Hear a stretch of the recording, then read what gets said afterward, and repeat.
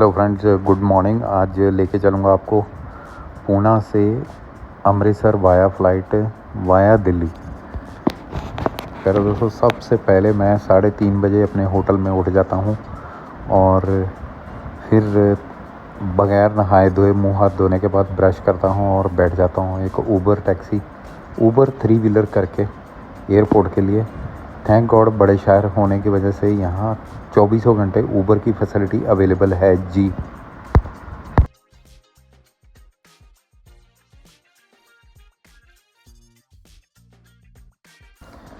Friends, मेरी flight जो है सुबह 7:40 पे है, लेकिन जैसे आपको पता है कि जैसे फ़्लाइट में कहीं आपने ट्रैवल करना हो या बुकिंग वाली ट्रेन में आपने ट्रैवल करना हो तो आपको वहाँ पहले ऑलमोस्ट 1 घंटा पहले पहुँचना पड़ता है, ताकि आप कहीं आपका वो स्किप ना हो जाए फ़्लाइट और ट्रेन।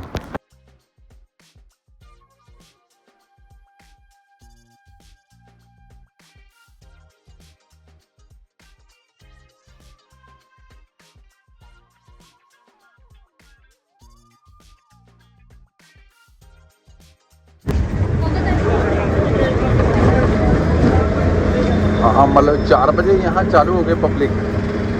ये पुणे स्टेशन को ना सर, हाँ। 24 घंटे इतना पब्लिक रहता है। 24 घंटे। हाँ, सब गाड़ी इधर से पुणे होके ही जाता है ना, साउथ हाँ। तक इधर पुणे होके ही जाता है। ठीक है। आपका टोन जो है साउथ का ही है, आप उधर का तो नहीं है कि इधर से तो केरल साइड का? नहीं, मैं कर्नाटक का हूँ सर। कर्नाटक?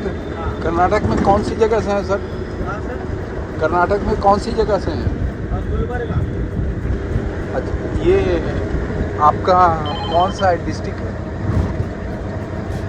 ये बेंगलुरु साइड नहीं आता है सर। बेंगलोर में? नहीं, हाँ। गुलबर्गा ये साइड आता है सर। ये सोलापुर होके सोलापुर बाउंड्री। अच्छा।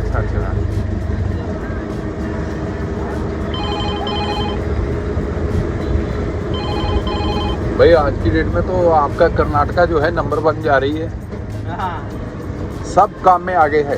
आगे।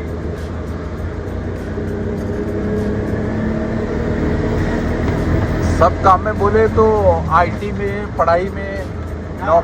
नौकरी में और दारू पीने में भी नंबर 1 है।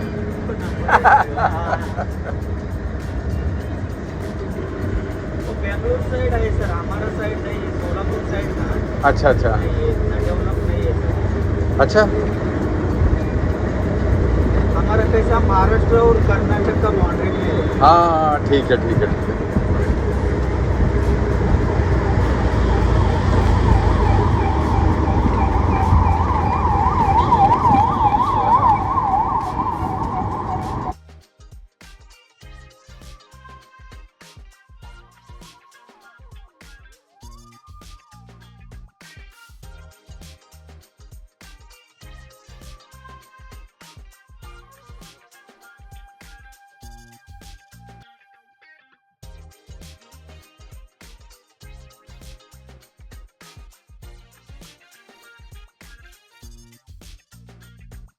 ये बहुत पुराना है। जब राजा महाराजा था ना, शनिवारवाड़ा। हाँ। दगडूशेठ के पास शनिवारवाड़ा है देखो। हाँ, है। हाँ, तो इससे ये है सर पुणे में। अच्छा, हाँ। तो मतलब इसको तो सरकार भी हाथ नहीं लगा सकती? हाँ, सरकार की कुछ नहीं है। बहुत लंबे से रेलवे यहाँ पे धंधा करके जाते हैं। अच्छा।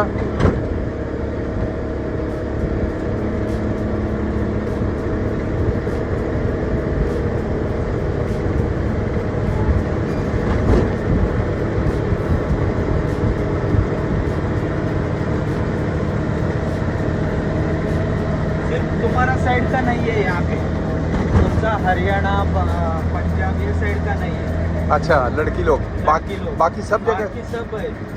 अच्छा। साउथ का है, अच्छा। केरल का है, बंगाल का, बंगाली ज़्यादा है। हाँ।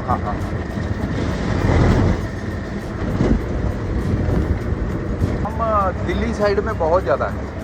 हाँ, पुणे में इतना नहीं होता। हाँ, और वो खाली नाम। पुणे में ना सब ये सेक्स रॉकेट से पकड़ा है ना, सब बंद पड़ा है। सेक्स रॉकेट पहले पकड़ा गया था? हाँ, ऐसा जिधर बच्चे चलते हैं ना, वहाँ पे लड़की लोग को धंधा भी चलता था। हाँ हाँ हाँ। इससे तो बंद हो गया है पूरा।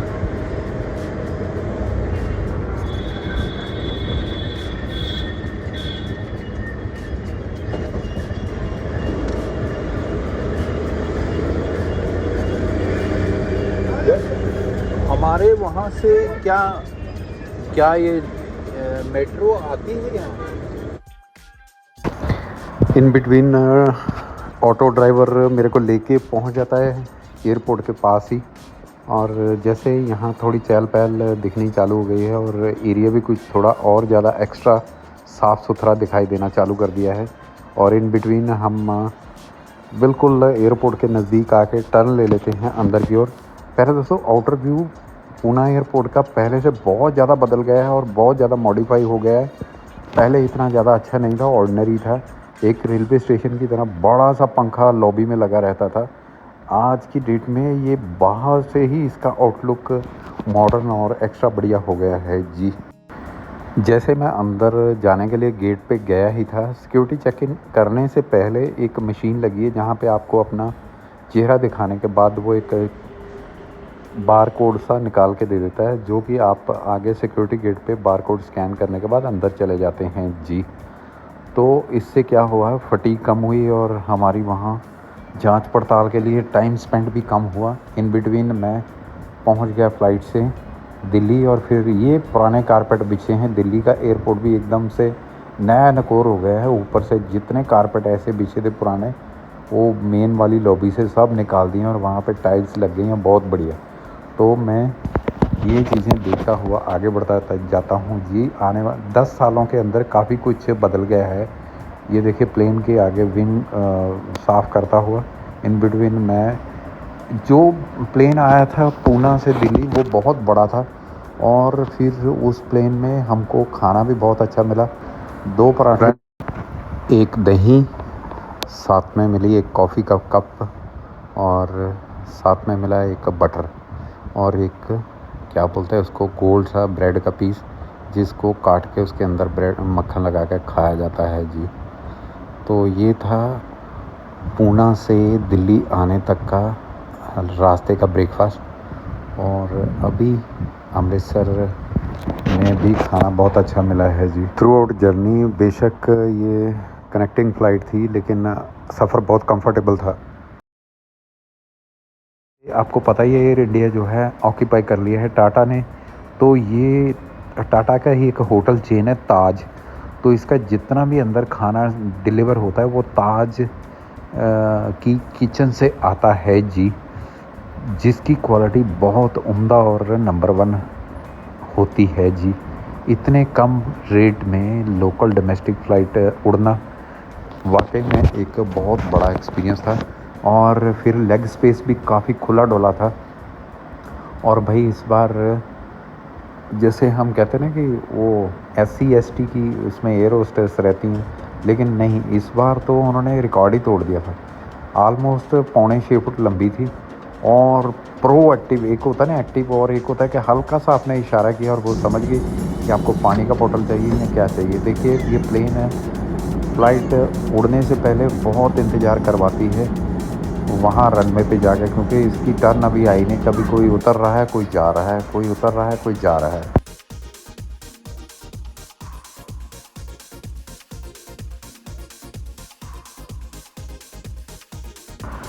मेरे दोस्तों फ़्लाइट में खाना खाने के अलावा 2 खाने मिलने के बाद टाटा क्लियर जिंक का जो पानी की बोतल है, वो आप जितनी छोटी छोटी बोतल है 200 ml की जितनी चाहो पी सकते हैं, वहाँ पे आपको रेडी अवेलेबल मिलती है जी। फिर प्लेन बहुत खुला डुला था, बहुत सुविधा थी। और अभी इंतज़ार कर रहा है कि पहले वो प्लेन जो है उड़ जाए, उसके बाद इसका नंबर आएगा। और लगता है इसके पीछे भी और काफ़ी सारे फ़्लाइट आ रही हैं, प्लेन आ रहे हैं उड़ने के लिए। देखिए एक और प्लेन है जो उसके आगे खड़ा है।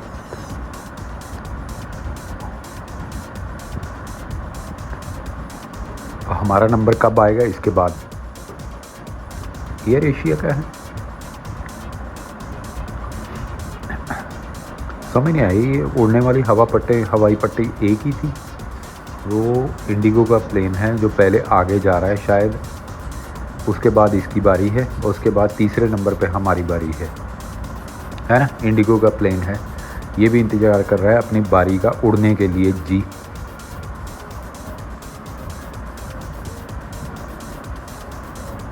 वैसे तो दोस्तों मैं प्रेफर किसी प्लेन को नहीं करता, लेकिन पिछले काफ़ी समय से जैसे हवाई यात्रा करते हैं तो मैं आप सबको जब कभी भी प्लेन में उड़े तो प्रेफर करें जी एयर इंडिया की फ़्लाइट से ही जाएं, क्योंकि खुला डुला प्लेन है कंपेयर टू बाकी एयरलाइंस, और साफ़ सुथरा एटमॉस्फेयर है जी बाकी एयरलाइंस, और साफ़ सुथरा और बढ़िया नंबर 1 फ्रेश और ताज़ा गर्म खाना है नंबर 1, और पता नहीं क्या क्या चीज़ें थी चेक इन में, और फ़्लाइट टाइमिंग सब में नंबर 1 ही था जी। तो अभी यहाँ से लेगा हल्का सा टर्न या फिर आगे चला जाएगा, नहीं यहाँ से टर्न लेगा, हल्का सा टर्न जैसे ही लेता है तो सामने इंतज़ार करना पड़ेगा उस प्लेन को उड़ने का, इंडिगो वाले की। उससे पहले गया था रेड वाला एयर एशिया का, चलो जी वो भाग गया है, अभी हमारी बारी है। और हमारे पीछे देखो एक और प्लेन आ रही है, एक क्या 2 आ रहे, वो देखो धीरे धीरे चलते बढ़ते चले आ रहे हैं आगे, और दोनों ही एयर इंडिया के ही प्लेन हैं जी। वो प्लेन जो इंडिगो का था काफ़ी आगे बढ़ गया है, और देखिए दोस्तों अभी वो धीरे से टेक ऑफ कर गया है और ऊपर चढ़ गया, निकल गया ना, वो ऊपर चढ़ गया, हवा में उड़ गया है जी इंडिगो एयरलाइंस का प्लेन।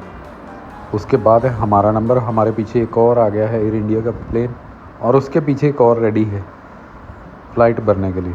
बड़ी अजीब बात है कि एक ही जो है रनवे है, दूसरा ने, और देखिए एक और फ़्लाइट लैंड हो गई है जी। मेरा ख्याल है अभी लैंड होने के बाद फिर हमारा नंबर आएगा, उसको अच्छे से लैंड होने दिया जाएगा, फिर उसके बाद हमारा प्लेन धीरे से देखे पहला गियर लगा के उसको आगे बढ़ाता हुआ रनवे की ओर चला गया है, और अपनी बारी का इंतज़ार करते हुए अपनी बारी के सदुपयोग के हिसाब से प्लेन यहाँ से टाइमली निकल जाएगा।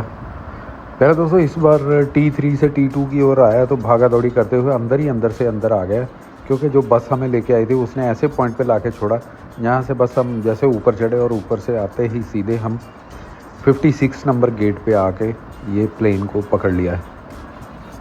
और देखिए ये आ गया अभी पूरे रनवे पे, और ये एक और भाई साहब हमारे पीछे हैं एयर इंडिया का, और इसके पीछे भी, इसकी दुम के पीछे भी एक और प्लेन है। तो बारी का इंतज़ार है, अभी हमारी बारी आने वाली है, आ ही गई है, तो धीरे से हम आगे बढ़ते हैं और टेक ऑफ कर जाते हैं जी।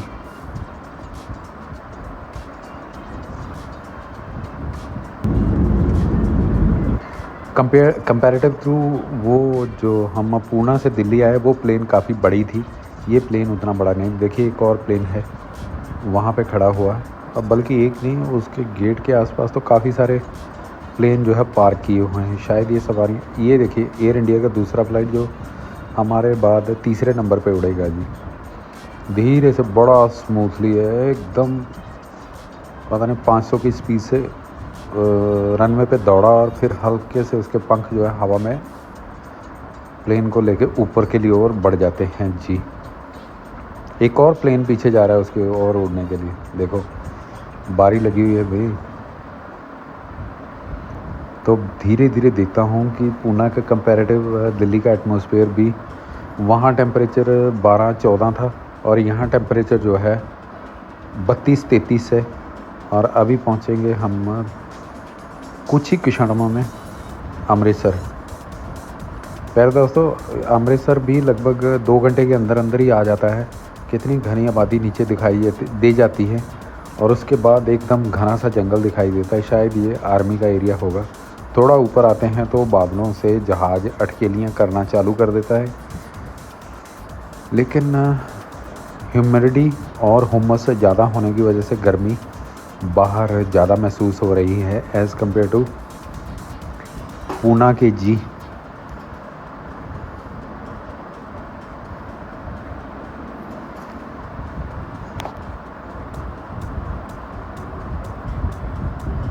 प्यारे दोस्तों एक चीज़ और होती है कि जितना बड़ा प्लेन होगा उतना ही ज़्यादा स्मूथ और बढ़िया बिना हिचकोले खाए चलता है जी। और धीरे से हम अभी अमृतसर की हवाओं में आ गए हैं जी। और प्लेन जो है धीरे धीरे अपनी ऊंचाई से नीचे आता जा रहा है। जैसे थोड़ा आगे बढ़ते हैं तो नीचे घरों और गांव साफ दिखाई दिए जा सकते हैं। और अमृतसर के पास आते हैं तो हल्के हल्के बादल और दिखाई दे जाते हैं, टुकड़ों में बादल दिखाई देते हैं जो कि बहुत ही मनमोहक दिख रहे हैं जी।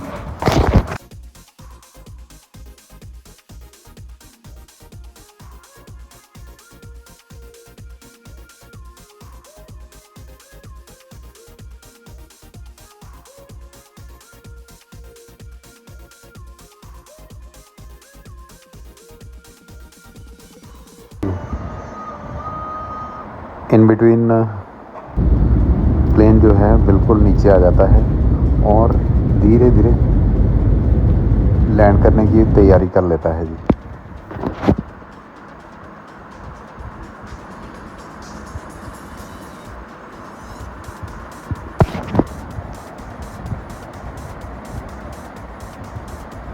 धान के खेत नज़र आ जाते हैं और उसके आगे ही आ जाता है रनवे। फिर प्लेन हल्के से नीचे उतरता है, बहुत स्मूथली लैंड करता है और हम पहुंच जाते हैं अमृतसर। बाहर का टेम्परेचर 33 है जी, ह्यूमिडिटी बहुत ज़्यादा है। इसी के साथ थैंक्स करता हूं आप सब लोगों का मेरे वीडियो में जुड़ने के लिए। बाय बाय, मिलता हूं जल्दी ही अगले वीडियो में जी। Thanks for watching my video, bye bye. दोस्तों मेरा ये चैनल कारवां संधू सब्सक्राइब जरूर कर लेना जी। Bye bye.